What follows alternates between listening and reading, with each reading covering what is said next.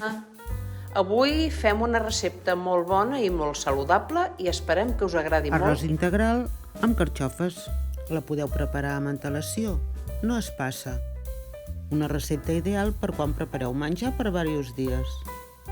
Al final del vídeo i a la descripció teniu la llista amb tots els ingredients.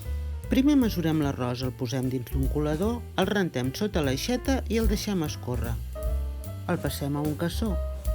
Hi posem una mesura i mitja d'aigua per cada mesura d'arròs. Hi posem una mica de farigola, un gra d'all. La sal, baixem el foc i el deixem bullir a foc suau. Mentre anem preparant les verdures. Piquem la ceba tendra i els alls. Traiem les fulles exteriors de les carxofes, les tallem en 4, pelem els troncs i les deixem en un bol amb una mica d'aigua i llimona perquè no s'oxidin.